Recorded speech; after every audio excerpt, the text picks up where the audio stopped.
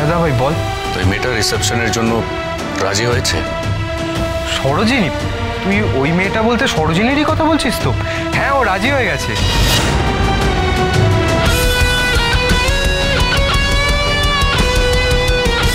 আমি এমনি এমনি তো রাজি হইনি, মন শুধু তোমার জন্য।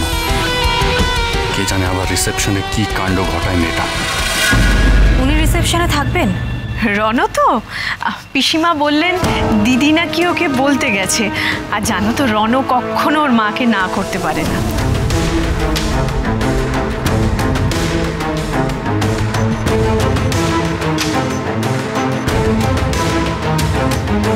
সরোজিনী, তোমাকে একটা কথা বলবো?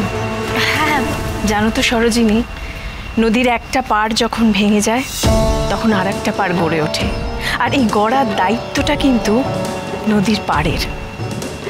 আমরা না ভাঙার শব্দটা শুনতে পাই, কিন্তু গড়ার শব্দটা কেউ শুনতে পাই না।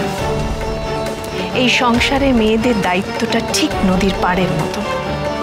নিঃশব্দে নিজের সংসারটাকে সামলে আগলে রাখতে হয়। আমি জানি সরোজিনী, তুমি পারবে। হ্যাঁ, তুমি পারবে রণকে আগলে রেখে ওকে নিজের মতো করে গড়ে নিতে।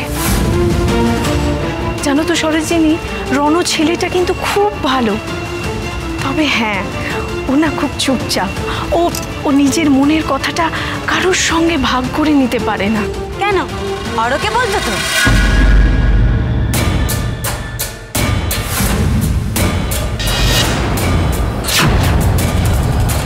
জানো বলি, আমি কি বলছিলাম জানো সরোজিনী, দা ভাই অরকে সব কথা বলতো। বলি একবার শোনো।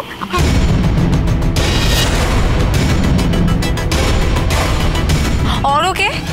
আচ্ছা ছাড়ো না। অর হচ্ছে আমার ভাই।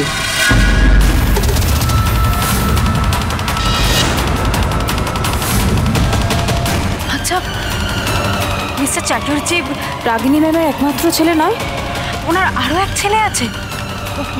বলি, তুমি ওষুধটা খেয়েছিলে? তাপসী না আজকাল সমস্ত কিছু ভুলে যায়।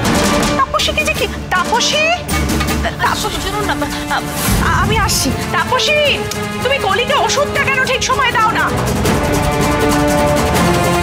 তোমার এক ভাইকে তো আমি দেখলাম না এখানে। আর দেখবে কি করে, ও তো এখানে থাকেই না। তবে জানো তো, আমার কাছে ফোনে না ওর ছবি আছে, আমি তোকে দেখাতে পারি। হ্যাঁ, দেখো না। তুমি দেখবে? দাঁড়া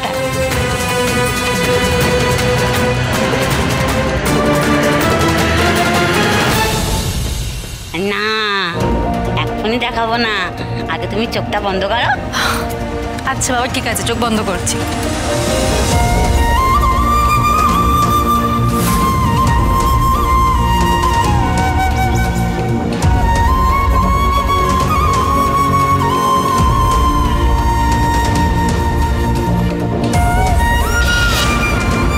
সারপ্রাইজ!